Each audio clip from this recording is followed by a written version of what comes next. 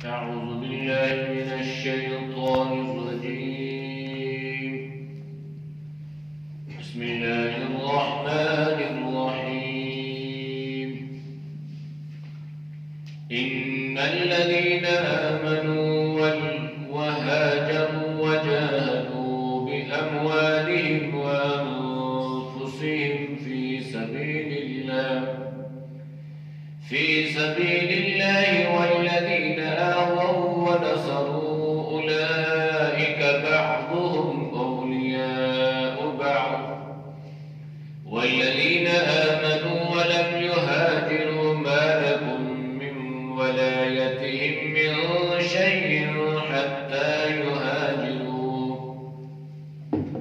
وإن استنصروكم في الدين فعليكم النصر إلا على قوم بينكم وبينهم ميثاق والله بما تعملون بصير.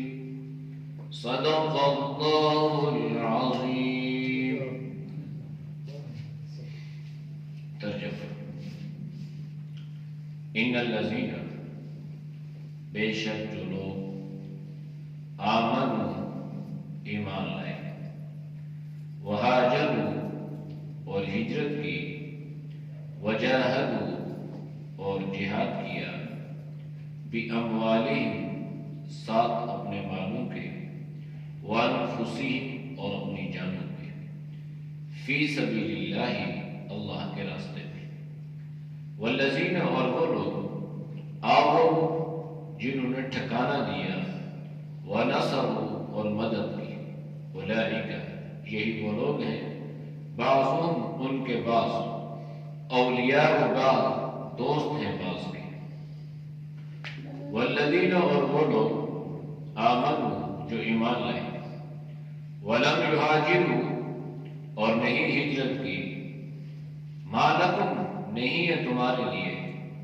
من ولایتہم، ان میں سے کوئی ولایت، من شیء، کچھ بھی، حتی، یہاں تک، یہاجروا، کہ ہجرت کریں، وَإِنْ، اور اگر، استنصروکم، آپ سے طلب کریں مدد، فی الدین، دین میں، فعلیکم النصر، بس آپ پر لازم ہے مدد، الا، مگر، علی قوم، ایسی قوم پر، بینکم، تمہارے درمیان، وبینہم، اور ان کے درمیان، میثاق، کوئی عہد ہو، واللہ بما تعملون بصیر، اور اللہ تمہارے اعمال کو دیکھ رہا ہے۔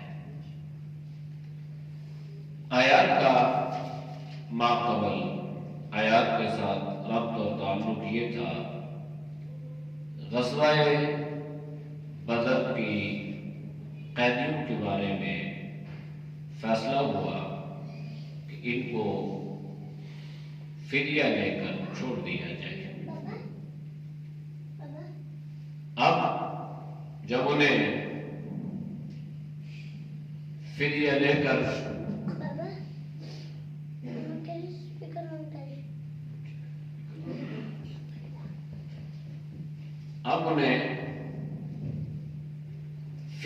کر چھوڑ دیا گیا تو انہیں اس بات کا خطرہ تھا کہ کہیں یہ لوگ مکہ میں جا کر دوبارہ ہمارے ساتھ کوئی بددیانتی نہ کریں۔ تو اللہ نے فرمایا کہ یہ لوگ پہلے بھی اس طرح کی حرکتیں کر چکے ہیں، تو آپ ان کی ان حرکتوں سے پریشان مت ہوں، اللہ دیکھ رہا ہے، اللہ کی مدد مسلمانوں کے ساتھ شامل حال ہوتی ہے، لہذا اللہ نے اہل ایمان کو تسلی اور تشفی عطا فرمائی۔ اب سوال یہ پیدا ہوا کہ جو لوگ مدینہ طیبہ میں تھے اور جن لوگوں نے مکہ سے ہجرت فرمائی اور جو اہل ایمان مکہ سے ہجرت نہ کر پائے، تو شرعاً ان کے لیے کیا حکم تھا، اللہ نے آج کی اس آیت میں اس کی وضاحت فرمائی ہے۔ ان الذین آمنوا، بے شک جو لوگ ایمان لائے، وہاجروا اور ہجرت کی۔ یہ لفظ ہاجروا یہ حجر سے بنا ہے، جدا ہونا، الگ ہونا۔ شرعاً جو ہجرت کی تعریف ہے وہ یہ ہے کہ اپنی عزت، اپنا ایمان، اپنی جان کو بچانے کے لیے ایک جگہ سے دوسری جگہ پر منتقل ہو جانا، شرعاً اس کو ہجرت کہتے ہیں۔ جہاں پر ایمان محفوظ نہ ہو، ایمان کو خطرات ہوں، وہاں سے ہجرت کرنا۔ جہاں پر انسان کی جان کو خطرات لائق ہوں، وہاں سے ہجرت کرنا۔ اور جہاں انسان کی عزت محفوظ نہ ہو، وہاں سے بھی ہجرت کرنا، یہ شرع ہجرت کہلاتی ہے۔ ہمارے ہاں اگر ہم مسلمان بحیثیت مسلمان دیکھیں تو ہم مادیت میں، دنیا پرستی میں اتنے آگے بڑھ چکے ہیں کہ ہم ان تینوں چیزوں کی پرواہ کیے بغیر ہم جہاں جانا چاہیں جاتے ہیں۔ پیش نظر ہمارا دنیا پرستی ہوتی ہے، دولت پرستی ہوتی ہے۔ ایمان جائے تو چلا جائے۔ جان کی انسان حفاظت کرتا ہے، نہ ایمان کی حفاظت ہے اور نہ عزت کی حفاظت ہے۔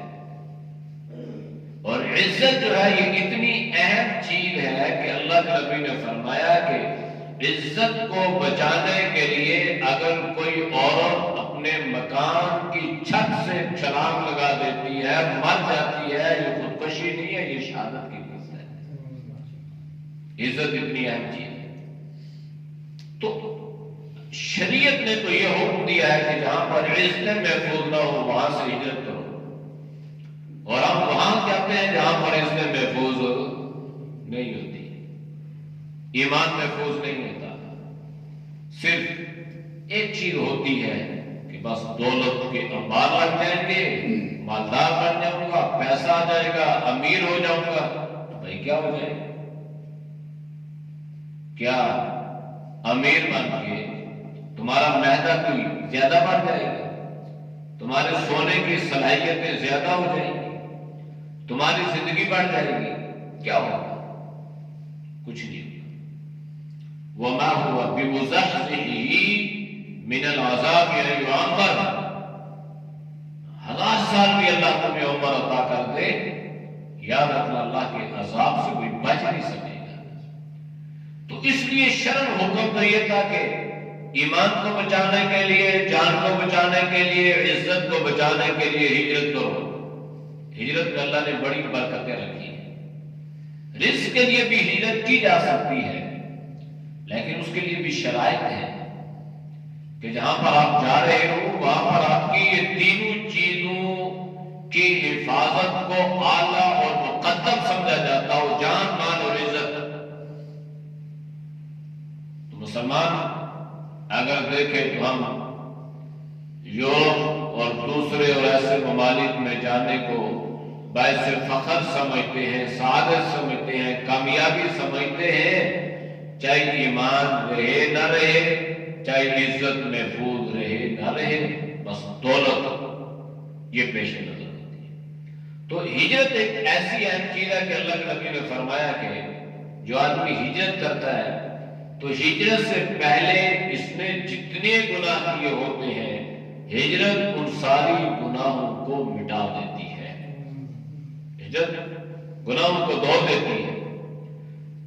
تو سب سے پہلے جو ہجرت کی حضرات صحابہ نے مکہ سے نبی علیہ السلام نے حکم دیا کہ یہاں پر جان، مال، ایمان محفوظ نہیں ہے، تنگیاں ہیں، پریشانی ہے، تو ہجرت کرو۔ مسلمانوں نے حبشہ کی طرف ہجرت فرمائی. حضرت عثمان بن نورین رضی اللہ تعالی عنہ اپنے خاندان والوں کے ساتھ حبشہ تشریف لے گئے. پھر حضرت عثمان نے دوبارہ ہجرت فرمائی مدینہ کی طرف. اس لیے حضرت عثمان کو ذی الہجرتین بھی کہا جاتا ہے، دو ہجرتوں والا. تو اصل تو ہجرت یہ تین چیزوں کے لیے ہے. ایک چوتھی چیز بھی جناب نبی کریم صلی اللہ علیہ وسلم نے فرمائی. مہاجر کون ہے؟ گھر چھوڑنے والا بھی مہاجر ہے، وطن چھوڑنے والا بھی مہاجر ہے، اپنے شہر کو چھوڑنے والا، اپنی عزت، اپنا ایمان اور اپنی جان کو بچانے کے لیے جانے والا، یہ بھی مہاجر ہے. لیکن اللہ کے نبی نے فرمایا اصل مہاجر وہ ہے جو گناہوں کو چھوڑ دے. المہاجر من ہاجر نہى اللہ عنہ. اصل یہ جو حدیث کی کتابوں میں آپ سب سے پہلے ایک حدیث پڑھتے ہیں انما الاعمال بالنیات، سب سے پہلی حدیث ہے. اور یہ حدیث جو ہے نا یہ کتاب الایمان سے بھی پہلے ہے. جہاں پر وحی کا ذکر ہے وہاں پر اس حدیث کو لایا حدیث کی کتاب میں. اور یہ پوری لمبی حدیث ہے حضرت ابن عمر رضی اللہ تعالیٰ عنہ سے. تو اس حدیث کا جو پس منظر ہے، شان ورود ہے، وہ ایک شخص نے ایک عورت کے لیے ہجرت کی. ایک شخص نے عورت کو پیغام دیا کہ میں تیرے ساتھ نکاح کرنا چاہتا ہوں. تو اس عورت نے کہا کہ ٹھیک ہے میں راضی ہوں، لیکن شرط یہ ہے کہ تم ہجرت کر کے میرے پاس آ جاؤ. اس نے ہجرت کی، یہ چلا گیا. نبی علیہ السلام نے جب یہ بات سنی تو آپ نے فرمایا انما الاعمال بالنیات. اعمال کا دار و مدار نیت پہ. تو اگر اس کی نیت اپنا ایمان بچانے کی ہوتی، اس کی نیت اپنے عزت کی حفاظت کرنا ہوتی، تو اس کو شاید اللہ اس پہ اجر و ثواب عطا فرماتا، بلکہ یقیناً اللہ عطا فرماتا. لیکن اس کی ہجرت کا رخ، اس کی نیت، اس کا ارادہ کچھ اور تھا. تو اس میں اللہ کے نبی نے بیان کیا کہ یہ بھی مہاجر ہے، یہ بھی مہاجر ہے، یہ بھی ہے. لیکن اصل ہجرت ہر مسلمان کر سکتا ہے، ہر وقت کر سکتا ہے کہ وہ گناہوں کو چھوڑنے والا بن جائے. گناہوں کو چھوڑنا یہ وطن چھوڑنے سے بھی زیادہ مشکل ہے. اس لیے کہ انسان کا اپنے نفس کے ساتھ جو مقابلہ ہے نا، یہ جہاد اکبر ہے. اور باقی ساری چیزیں جہاد اصغر میں آتی ہیں. تو یہ بڑا نفس ہے، ہمارے اندر ایک نفس ہے جس کے ساتھ ٹکرانا، جس کا مقابلہ کرنا، یہ سب سے بڑا اس پہ اجر ہے. اس لیے نبی علیہ السلام نے فرمایا کہ اصل مہاجر تو وہ ہے جو گناہوں کو چھوڑ دے. اس لیے کہ یہ بڑے مجاہدے والا کام ہے. سود خور کے لیے سود چھوڑنا آسان ہے، رشوت خور کے لیے رشوت چھوڑنا آسان ہے، شرابی کے لیے شراب کا چھوڑنا آسان نہیں ہے، سود خور کے لیے سود کا چھوڑنا آسان نہیں ہے، رشوت خور کے لیے رشوت کا چھوڑنا آسان نہیں ہے، بدکار کے لیے گناہوں کا چھوڑنا آسان نہیں ہے. لیکن جب وہ چھوڑ دے گا تو اللہ کے نبی نے فرمایا کہ اصل تو یہ ہے. تو اس لیے اللہ نے فرمایا کہ ایمان والے ہیں نا، ایمان تو لایا، اب ہجرت بھی کرنی ہے. اور ہجرت کی صورت میں ہے کہ گناہوں کو چھوڑے، اور یہ ہر مسلمان کر سکتا ہے. وجاہد اور جہاد، کوشش، محنت، مشقت بھی کرتے ہیں. اور اس کے لیے دو چیزیں ہیں، ایک ہے انسان کا مال اور ایک ہے انسان کی جان. یعنی دونوں چیزیں یہ اپنی ہتھیلی پہ رکھتے ہیں اور اللہ کے لیے دونوں چیزوں کو اڑا دیتے ہیں. جان کی پرواہ بھی نہیں ہے، مال کی پرواہ بھی نہیں ہے. جان کی پرواہ اس لیے نہیں ہے کہ اللہ کے پاس سے آئے ہیں اللہ کی طرف لوٹ جائیں گے۔ تو اس درمیان میں ایک عالم ہے، ایک دنیا ہے، یہ یوں ہی یہ چل سو چل ہے اور اس کا انجام جو ہے یہ موت ہے۔ پھر اس کے بعد ایک جہاں آئے گا جو ہمیشہ ہمیشہ کا جہاں ہے۔ تو اس لیے اہل ایمان یہ سمجھتے ہیں کہ یہ جو دنیا کی زندگی ہے بس اس زندگی میں ہم نے کچھ کرنا ہے اور آخرت کی زندگی کو ہم نے بچانا ہے۔ اس لیے جان کی پرواہ نہیں کرتے، جان لگتی ہے اس کو لگا دیتے ہیں۔ اور دوسری چیز جو ہے یہ مال ہے۔ مال سے انسان محبت کرتا ہے، مال کی محبت انسان کے دل میں ہے۔ اور یہ لوگ بھی بڑے تیز ہیں نا، یہ پاکٹ جیب بھی دل میں ہے، لیفٹ میں نہیں ہے، یہ رائٹ سائڈ پہ نہیں ہے، بالکل لیفٹ سائڈ پہ اور بالکل دل کے اوپر جیب بنا۔ پیسے بھی یعنی فطر کی چیز ہے۔ تو انسان جان سے بھی محبت کرتا ہے، انسان مال سے بھی محبت کرتا ہے، لیکن جب دین کی محبت انسان کو اللہ عطا فرما دے تو جان کی محبت بھی دوسرے درجے پہ ہے اور مال کی محبت بھی دوسرے درجے پہ ہے، پھر انہیں دین کی محبت جو ہے یہ پہلے نمبر پہ ہے۔ تو دین کے لیے جان بھی قربان کرنا آسان ہے اور مال بھی قربان کرنا آسان ہے، لیکن جب جان کی محبت پہلے نمبر پہ ہو اور مال کی محبت پہلے نمبر پہ ہو تو پھر نہ مال کا قربان کرنا آسان ہے اور نہ جان کا قربان کرنا آسان ہے۔ آپ میں سے اکثر بلکہ اکثر ہمارے معاشرے میں سخاوت کا رجحان کم ہے، بخل پہ آتا ہے۔ اللہ کے راستے میں مال خرچ کرنے والے بہت ہیں لیکن بہت کم ہیں، بھیجا اڑانے والے بہت ہیں، اسراف کرنے والے بہت ہیں۔ گھروں پہ خوب لگائیں گے لیکن اللہ کے راستے میں نہیں لگائیں گے۔ تو اس کی وجہ کیا ہے؟ اس کی وجہ یہ ہے کہ ان کے دل میں ابھی تک اس مال کی محبت ہے، دین کی محبت غالب نہیں ہے۔ اگر دین کی محبت غالب ہوتی، مال کی محبت مغلوب ہوتی تو اصول یہ ہے کہ یہ دین کے لیے اپنے مال کو قربان کر دیتے۔ تو قربان کیوں نہیں کرتے؟ اس لیے کہ مال عزیز ہے، مال کی محبت عزیز ہے، مال کی محبت انسان کے دل میں ہے۔ اچھا، انسان کے پاس کتنا مال کیوں نہ ہو، ارب پتی کیوں نہ ہو، کھرب پتی کیوں نہ ہو، تو انسان ایک لمحے کے لیے سوچے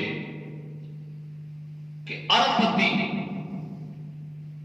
اس کے پاس بینک بیلنس ہے، اس کے پاس جاگیریں ہیں، سب کچھ ہے، لیکن اللہ اس سے کھانے کی صلاحیت کو چھین لیتا ہے۔ وہ آدھی روٹی سے اوپر نہیں کھا سکتے، بلکہ بعض لوگوں کے بارے میں سنا کہ وہ آدھی روٹی سے بھی محروم ہے، اور بعض لوگوں کے بارے میں ڈاکٹر صاحب بیٹھے ہیں کہ گندم پر مکمل پابندی ہے کہ گندم کی کوئی چیز بھی نہیں کھا سکتے۔ کیا کھائیں گے؟ ارب پتی ہے۔ ہمارے استاد تھے، وہ فرمایا کرتے تھے کہ میرا ایک دوست ہے ٹرانسپورٹر، جس کے پاس 100 سے زیادہ گاڑی ہے، اور اس کی حالت یہ ہوتی ہے کہ ہر وقت بھاگ دوڑ میں، پریشانی میں، تذبذب میں، نہ رات کو آرام نہ دن کو آرام۔ کہتے ہیں ایک مرتبہ کھانے پہ تھے تو وہ گٹھے بیٹھے تو انڈی لی تو میں نے جو ہے روٹی اس کی طرف کر دی تو میری منہ کی طرف دیکھنے لگا۔ کہتے ہیں یہ جتنی چیزیں ہیں نا، ان میں سے ایک چیز بھی میرے لیے جو ہے یہ فائدہ مند نہیں ہے، ساری کی ساری مجھے ڈاکٹروں نے منع کی۔ کہتے ہیں میں حیران ہو گیا کہ دیکھو، ارب مالدار آدمی، ٹرانسپورٹر، اور صورت حال بھی میں یہ ہے۔ تو اس لیے نہ اپنی موت سے کوئی بشر نہیں ہے، سما ہے 100 برس کا پل کی خبر نہیں ہے۔ بات ٹھیک ہے، معیوب تو نہیں ہے، اللہ کی نعمت ہے، اللہ دے، تو اس کی محبت دین کی محبت پر غالب نہیں ہونی چاہیے، مال اگر دین کے لیے قربان کرنا پڑ جائے تو اس کو اپنی سعادت سمجھے، فی سبیل اللہ کا راستہ ہے۔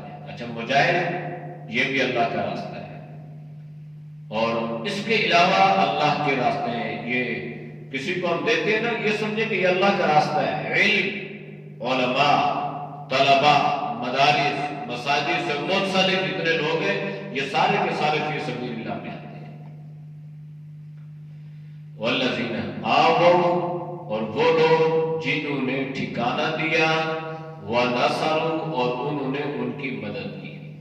یعنی یہ جو ہجرت کر کے آئے مکہ سے مدینہ، تو یہ ہجرت کرنے والے مہاجرین کہلائے، اور جنہوں نے مہاجرین کی مدد کی، مواخات اور اخوت کا رشتہ قائم کیا، ان کو اصطلاح میں انصار کہا گیا۔ اور یہ ایسا عجیب رشتہ تھا نا، نہ جان نہ پہچان، کنبہ الگ ہے، قبیلہ الگ ہے، وطن الگ ہے، شکل و صورت الگ ہے، نسب الگ ہے، لیکن جب ایمان کی لڑی پہ پروئے گئے تو پھر کیسا چشم فلک نے یہ نظارہ دیکھا کہ اگر کسی کی دو بیویاں تھی، دو بیویاں عورتیں، ایک کو طلاق دے کے اپنے مہاجر بھائی کے نکاح میں دی، اتنی بڑی قربانی، اپنی جاگیریں دے رہے ہیں، اپنے ساتھ حصے میں شامل کر رہے ہیں، مکان دو ہے تو ایک دیا جا رہا ہے، یعنی بالکل آپس میں برابر تقسیم کر رہے ہیں۔ مہاجرین کی اس قدر انصار میں مدد فرق نہیں۔ تو اللہ نے دونوں کی تعریف فرمائی کہ وہ لوگ آووا، جنہوں نے ٹھکانہ دیا، ونصروا، اور ان کی مدد کی، یعنی انصار۔ اولئک بعضهم اولیاء بعض، یہ ایک دوسرے کے ولی ہیں۔ مسلمان کافر کا اور کافر مسلمان کا وارث نہیں بن سکتا، مسلمان کافر کا اور کافر مسلمان کا وارث، ولی، سرپرست نہیں بن سکتا۔ یہاں پر ایک معاملہ ہوا کہ اللہ نے ان کو ایک دوسرے کا ولی بنا دیا، مہاجرین انصار کے وارث اور انصار مہاجرین کے وارث، یہ ایک دوسرے کے ولی بن گئے، ایک دوسرے کے میراث کے وارث بن گئے۔ یہ ایمان کی بنیاد پر اللہ کے نبی نے اس رشتے کو قائم فرمایا، اور اتنا اہم اللہ نے اس کو فرما دیا کہ ایک دوسرے کا گویا وارث بنا دیا۔ دوسری جو صورتحال پیش آئی تھی وہ یہ تھی کہ مکہ میں بعض اہل ایمان تو تھے، لیکن اپنی ذاتی مجبوریوں کی بنا پر وہ ہجرت نہ کر پائے، تو ان کے بارے میں اللہ نے فرمایا والذین آمنوا، اور وہ لوگ جو ایمان تو لائے ہیں، ولم یہاجروا ما لکم، لیکن انہوں نے ہجرت نہیں کی، تو ما لکم من ولایۃ من شیء، تو تمہارے لیے ان کے پاس کوئی ولایت یا کوئی ہجرت نہیں، یعنی ہے ایمان والے۔ اور یہ جو صورتحال تھی نا، پہلے ذکر ہو چکا کہ بعض رشتہ دار مہاجرین مدینہ میں ہے، بعض جو ہے یہاں پر ہیں، اور ایسے رشتے تھے جو ایک دوسرے کے وارث بن سکتے تھے، لیکن اللہ نے ان کی وراثت کو ختم کر دیا کہ ان لوگوں نے ہجرت نہیں کی، لہذا ہجرت کرنے والے نہ کرنے والوں کے وارث نہیں ہو سکتے۔ یہ وراثت اللہ، مسلمان تھے، صحابہ تھے، لیکن ہجرت نہیں کی، تو اللہ نے ان پر عطا فرمایا کہ تم ان کے اور وہ تمہارے وارث نہیں بن سکتے۔ ہاں، وراثت میں کوئی حصہ نہیں ہے، یہ تو بات اللہ نے کلیئر کر دی۔ وَإِنِ اسْتَكْثَرْتُمْ فِي الدِّينِ فَعَلَيْكُمُ النَّصْرُ، اگر وہ آپ سے دین کے بارے میں کوئی مدد طلب کریں تو فَعَلَيْكُمُ النَّصْرُ، پھر آپ پر لازم ہے کہ آپ ان کی مدد تو کریں دینی اعتبار سے۔ کسی پیسے کی ضرورت ہے، کسی اور معاملے میں کسی چیز کی ضرورت ہے، آپ مدد کریں، لیکن وراثت و ولایت یہ چیزیں ختم ہو چکی ہیں، جب تک یہ ہجرت نہیں کریں گے تب تک یہ ایک دوسرے کے وارث نہیں ہو سکتے. ہاں الا علی قوم بینکم و بینہم میثاق، مگر جس ایسی قوم کے بارے میں کہ ان کا اور آپ کا اس قوم کے بارے میں کوئی معاہدہ، کوئی عہد ہو چکا ہو، تو پھر اگر وہ اس قوم کے بارے میں آپ سے مدد طلب کرے تو پھر آپ نے مدد نہیں کرنی. یعنی مکہ میں رہنے والے مسلمانوں کا اگر کسی کے ساتھ کوئی دینی اعتبار سے لڑائی جھگڑا ہو جائے اور وہ ان پہ حملہ آور ہو جائے، اور مدینہ میں رہنے والے انصار کا اور اہل ایمان کا اس قبیلے کے ساتھ جو اگرچہ کافر ہو، مشرک ہو، یہودی ہو، نصرانی کوئی بھی ہو، اگر کوئی عہد ہو چکا ہے تو اس عہد کی جو ہے وہ اس کی خلاف ورزی نہیں کرنی، اس کی پاسداری کرتے ہوئے آپ نے اس قبیلے کے خلاف اہل ایمان کی مدد نہیں. کیسے سنہری اصول اسلام کے، یعنی کہیں پر بھی انصاف کا دامن اسلام نہیں چھوڑتا کہ دشمن ہے اہل ایمان کی کمر توڑ رہی ہے، اہل ایمان پہ حملہ ہو رہا ہے، لیکن چونکہ آپ کا اس سے معاہدہ ہو چکا ہے امن کا، لہذا آپ نے اس معاہدے کی پاسداری کرنی ہے. آپ نے اس وجہ سے کہ اہل ایمان پہ حملہ ہو رہا ہے، آپ اہل ایمان کا ساتھ دیں اور معاہدے کے خلاف ورزی کریں. اللہ نے فرمایا یہ کام نہیں کرنا، کیونکہ معاہدہ ہو چکا ہے، میثاق ہو چکا ہے، تو آپ نے اس معاہدے کی پاسداری کرنی ہے. باقی جو اونچ نیچ معاملات ہیں واللہ بما تعملون بصیر، جو کرتے ہو، جو تمہارے اعمال ہیں، اللہ ان کو دیکھتا بھی ہے، اللہ ان کو سنتا بھی ہے، اور اللہ ان سے باخبر بھی ہے. اعوذ باللہ من الشیطان الرجیم، بسم اللہ الرحمن الرحیم. ان الذین آمنوا وهاجروا وجاهدوا بأموالهم وأنفسهم في سبيل الله والذين آووا ونصروا أولئك بعضهم أولياء بعض والذين آمنوا ولم يهاجروا ما لكم من ولايتهم من شيء حتى يهاجروا وإن استنصروكم في الدين فعليكم النصر إلا على قوم بينكم وبينهم ميثاق والله بما تعملون بصير. صدق الله العظيم. الحمد لله رب العالمين والعاقبة للمتقين والصلاة والسلام على خير خلقه محمد وعلى آله وصحبه أجمعين. یا اللہ ہم سب کے صغیرہ کبیرہ گناہوں کو معاف فرما، یا اللہ گناہوں سے حفاظت فرما، یا اللہ تو ہم سب کو پوری امت کو سچی توبہ کرنے کی توفیق نصیب فرما، بدعمالیوں سے یا اللہ تو ہر طرح کی حفاظت فرما، یا اللہ تو ہم سب کو دین کی محنت کے لیے، اعلاء کلمت اللہ کی سربلندی کے لیے جان مال اولاد قربان کرنے کی توفیق نصیب فرما.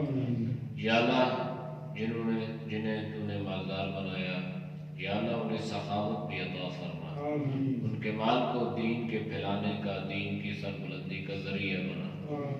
یا ارحم الراحمین، یا احکم الحاکمین، یا رب العالمین. یا اللہ سخی تیرا دوست ہے، یا اللہ تو سب کو یہ سخاوت عطا فرما. یا اللہ ہر طرح کے بخل سے، کنجوسیوں سے اللہ تو پوری امت کی حفاظت فرما. یا اللہ تو ہر ایک کی جان کو، مال کو دین کے پھیلانے کا ذریعہ بنا، دین کی سربلندی کے لیے قبول فرما. یا اللہ ہمارے جتنے اس درس کے ساتھی مسجد کے نمازی دنیا سے رخصت ہو چکے ہیں، یا اللہ تو سب کی مغفرت فرما۔ حاجی صادق صاحب کو میں نے گزشتہ دنوں خواب میں دیکھا، ادھر درس ہو رہا ہے اور وہ ادھر بیٹھے ہوئے ہیں، درس قرآن سن رہے ہیں۔ اللہ تعالیٰ ان کے درجات کو بلند فرمائے اور اللہ ہمیں مرتے دم تک اپنے دین کے ساتھ، اپنے قرآن کے ساتھ وابستہ فرمائے۔ اسی طرح جتنے بھی نمازی تھے، محلے والے، یا اللہ تو سب کی مغفرت فرما، یا اللہ تو سب کے درجات کو بلند فرما، یا اللہ جو بیمار ہیں اللہ تو سب کو شفا عطا فرما۔ ہمارے نمازی خالد مجید صاحب بیمار ہیں اور اسی طرح بھٹی صاحب بیمار ہیں، انہوں نے خصوصی دعاؤں کی درخواست کی ہے، ان کے لیے دعا فرمائے، اللہ ان کو صحت کاملہ عاجلہ نصیب فرمائے۔ یا اللہ جو جہاں بیمار ہے، یا اللہ جس بیماری میں مبتلا ہے، کہ ہمارے شیخ خرم صاحب اور شیخ شہزاد صاحب کے والد صاحب کا جو انتقال ہوا، اللہ ان کی مغفرت فرمائے۔ اور آج کی خبر یہ ہے کہ ان کی والدہ بھی بہت بیمار ہیں، ان کے لیے بھی دعا فرمائے، اللہ ان کو شفائی کاملہ عاجلہ نصیب فرمائے، اللہ ان کو صحت ایمان والی زندگی نصیب فرمائے، اور اللہ ان کا سایہ تدیر اپنی اولادوں کے سروں پہ قائم اور دائم فرمائے۔ یا اللہ جو کرونا وائرس میں مبتلا ہے، یا اللہ جو جس مرض میں مبتلا ہے، یا اللہ ہر مریض کو اس مرض سے چھٹکارا نصیب فرما، اور یا اللہ تو ہر طرح کی اس خطرناک بیماریوں سے اللہ تو سب کی حفاظت فرما، پوری امت کی حفاظت فرما، یا اللہ تو سب کو صحت ایمان والی زندگی عطا فرما۔ صلی اللہ تعالی علی خیر خلق محمد وعلی آلہ وصحبہ اجمعین برحمتک یا ارحم الراحمین۔